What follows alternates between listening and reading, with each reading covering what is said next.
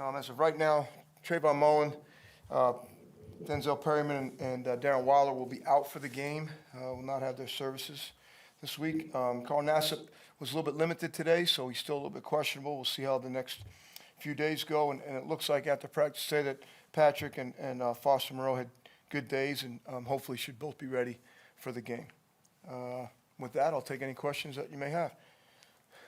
Rich, since the last time we talked to you, Okay, you really got to help me. I apologize, but between my distance, my hearing, and your mask.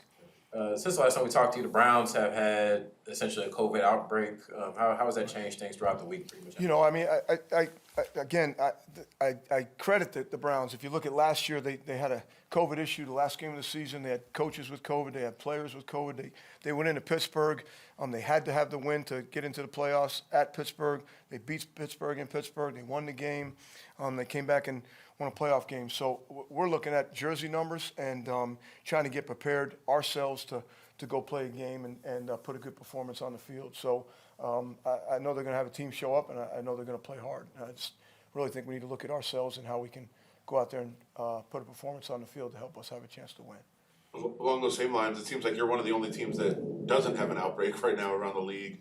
There are new protocols going into place. The league just announced that. How is that transition going to go for you guys just to implement? Yeah, I actually just found out walking in to hear that there were new protocols that came out. I have not had a chance to sit down with Tom to go through what those will be. And the one thing I will say is a credit to our guys and our organization. We're 100% vaccinated within the building, and we have had our share of COVID. We lost Jalen, we lost Trent. We have lost some guys for games because of that, but it's just something everyone in the league has to deal with, and we're the same way. So we'll adhere to whatever protocols just came out as soon as I figure out what they are, and we'll just kind of move along in business as usual. Coach, I know that you always have a measured approach week to week, but where you are right now with your wins and losses record and versus how many weeks are left, does it feel like the excitement of the playoffs has come a month early? Yeah, I think it's really the whole deal is to get into the tournament, right? We all know we have to win enough games to get into the tournament. So we understand that, but we're still trying to improve every day. We're still trying to be along some type of process where we can keep getting better, and we're trying to build something. We're not trying to build it for today, that it collapses a week from now. We are trying to build something within the young players that we have, the leadership from some of the veterans that we have, but I think we all understand that we're based on wins and losses, players and coaches, and certainly maybe the playoffs are a little bit early right now, but we can look at the race. We are still in the thick of it, records being what they are, and we're looking forward to going to play another game and in a hostile environment with a great place to play, and the weather's going to be great, so it ought to be an exciting football game. Does that naturally infuse, though, an energy in the organization? I'd like to think that every time we have an opportunity to play a football game, we have a great sense of energy to go play, right? It's what we're all being paid to do. It's what we're all being judged on is our performance on the field. And it's the number one way we all get to protect our job is our performance on the field and our actions off of it. So I think anytime you get a chance to prepare and then go play a football game in this league, we only get 17 of them, right? And guys go through injuries. We have a different team each week. So I'd like to think we all have a great sense of energy in order to go play another game, regardless of where you are in the season. Rich, when it comes to Darren, after he got hurt, you guys didn't put him on the short-term IR, but I think this is his third game that he'll miss. Is something about the nature of his injury just something that makes it hard to kind of evaluate when it comes to that? I guess so.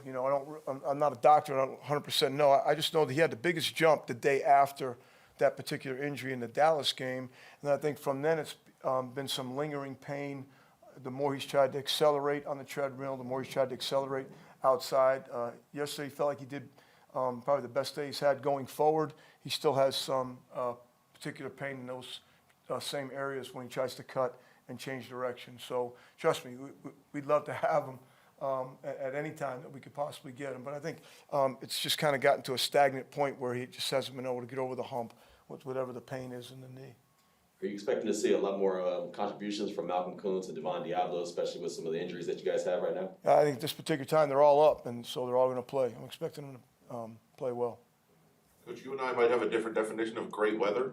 Will you guys do anything different to prepare today for weather? Well, we all went outside today. We had some wet ball drills that we did out there preparing for a little precipitation, I think, up there at the game. And I think hopefully the winds won't be crazy or ridiculous. But, I mean, we both had to play in that weather last year. You know, we went through the full gamut of sun and snow and sleet and rain and wind and all that. So I think game day, it's the same for both teams. And hopefully we'll do a good job adjusting to whatever weather we get. I know you're obviously very tied in with the special teams on this team, being the coach of them. How much do you kind of change the game plan of like how long a field goal you could try, how when you would kick a field goal, when you would maybe go for two instead of kicking extra, if the weather is necessarily bad? Is that something you just talk about pregame? Yeah, I think we get to kick on both ends, and then you get a feel. Daniel gets a feel for, and AJ gets a feel for. Okay, we can kick it from 53 today. We can kick it from 52 today, or we can't kick a PAT today. Some of those things. I mean, I've been in Giant Stadium before where we literally could not kick a PAT in the old stadium with the doors open. It wouldn't go through. So you come out of pregame and kind of get a feel for where the wind is, and do you want to take the wind? Do you want to take the ball? It has a little bit to do with how you start the game as well, because it'll have to do with how you end the game if you happen to win the coin toss. So it is a pregame kind of decision as to what factor the wind is going to play, and then you just hope it doesn't change at halftime, and you can play the same wind in the second half. Rich, how easy or how hard was it to flush what happened last week and then look forward to this week? I know we talked about it on Monday a little bit. But. Well, it was a short week, so I think we tried to get rid of it a little bit earlier. I've gone through this before. I think wins are a lot easier to move on, because you had a win, and hopefully you don't skim over the things you still need to correct. Losses just seem to last longer. That's part of the deal. You're so critical on everything that you did. You live and die in every call that we made and every missed tackle or every missed play. And, certainly we came out of that game turning the ball over an inordinate amount of times. And we all had to live with that and go through it, throughout the week. But you'd like to think that because it was a short week, we went through the film, kind of got yourself in position. What's next? Let's move on to go to Cleveland and try to put a better performance on the field. Those ball security issues last week were so out of character. Like that, it's not something that's been a lingering issue for you guys, right? So, is that mental? Like, do you think it's something this week that you talked about, or? No, I just think we did a poor job of protecting the ball. I think we were trying to pluck and tuck at times, and they did a good job of knocking it out. You got to give them some credit as well.